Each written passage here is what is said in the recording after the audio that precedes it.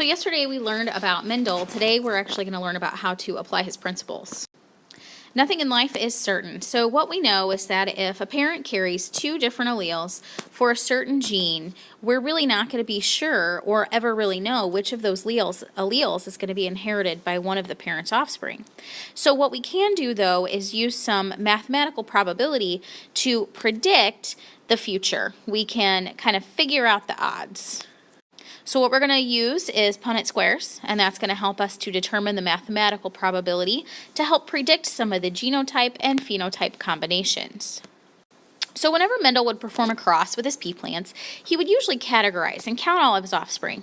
So for example, when he would cross two plants that were hybrid, which means they had a big T and a little t for their height, about 3/4 of those plants would end up being tall and 1/4 would end up being short.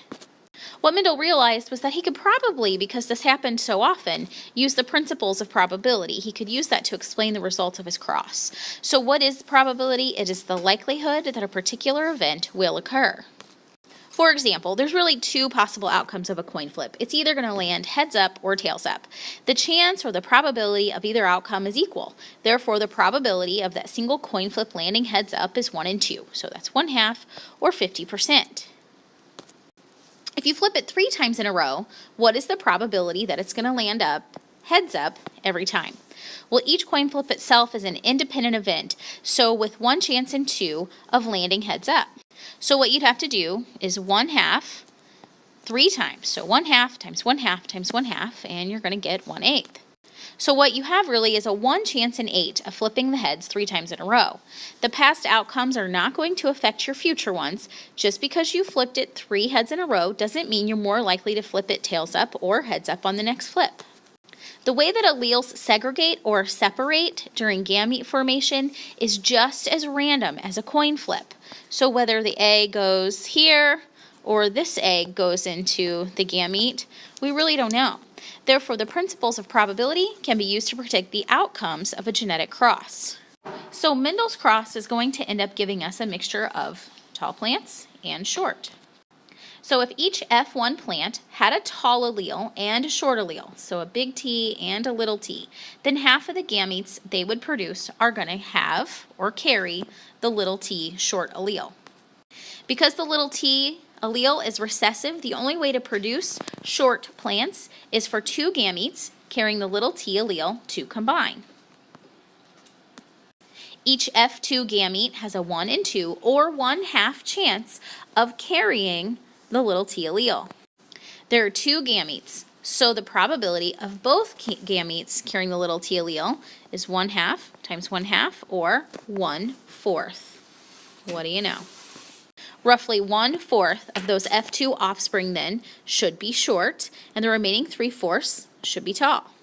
This predicted ratio of 3 dominant to 1 recessive showed up consistently in Mendel's experiments. For each of the 7 crosses, about 3/4 of the plants showed the trait controlled by the dominant allele, and about 1/4 of the plants showed the trait controlled by the recessive allele. So it was a 3-to-1 ratio.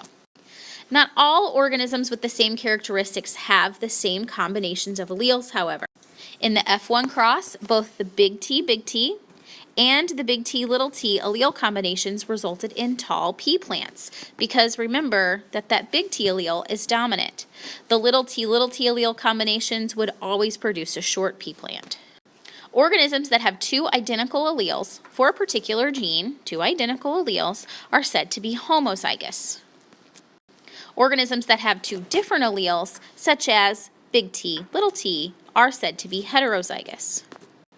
Probabilities are going to predict the average outcome of a really large number of events. The larger the number of offspring, the closer the results are actually going to be to your predicted values. If an F2 generation contains just 3 or 4 offspring, it may not match the ratios, but when we have hundreds or thousands, the ratios usually come close to matching his predictions. Every organism has a genetic makeup as well as a set of observable characteristics. All of the tall pea plants had the same phenotype. So the definition of phenotype is physical traits. They did not, however, have the same genotype. The definition of genotype here is their genetic makeup. There are 3 different genotypes among those F2 plants, 1, 2, and 3. The genotype of an organism is inherited, so this is what you receive from your parents or what the plants did, whereas the phenotype is formed as a result from both environment and genotype. So let's say you're a very pale individual, your skin color, but if you go out into the sun, there's your environment, your skin color will change. 2 organisms may have the same phenotype, but a different genotype. Remember that this genotype and this genotype both give the phenotype of tall. One of the best ways to predict the outcome of a genetic cross is by drawing a simple diagram known as the Punnett square. A Punnett square is going to allow you to predict both the genotype and the phenotype combinations in crosses by using mathematical probability. At this point, we're going to learn how to do a monohybrid genetic cross. You may or may not be able to continue filling out your notes, but you should be able to do a Punnett square on the bottom.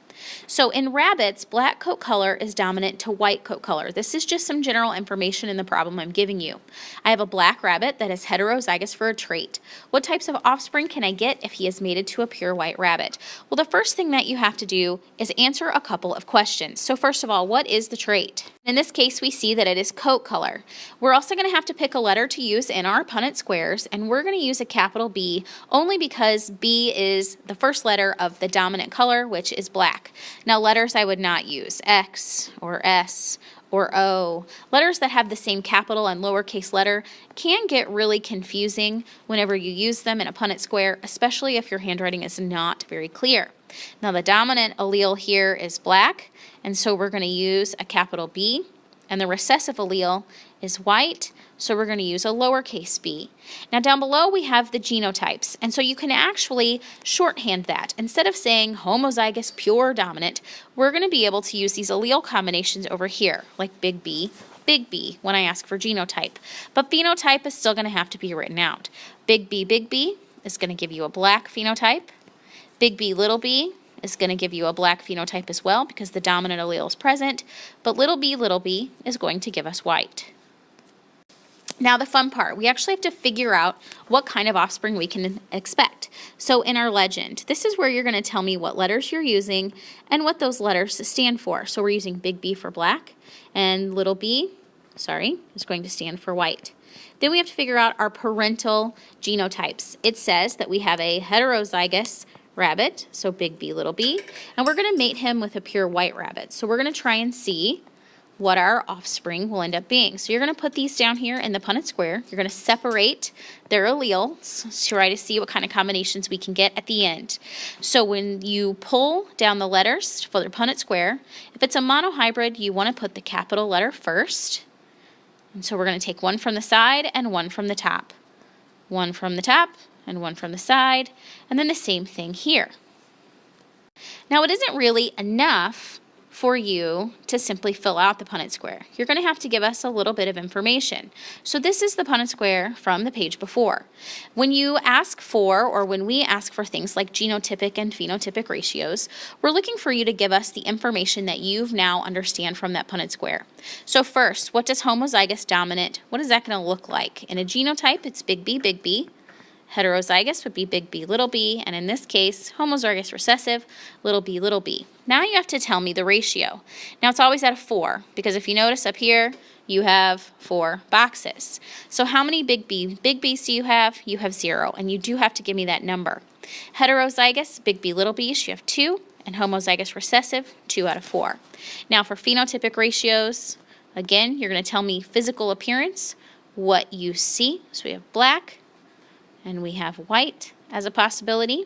So how many out of the 4 up above are going to be black? Well, if we see a big B, we know that it will show black phenotype, so that's 2. And if we have 2 little b's, that's going to show 2 out of 4 as well.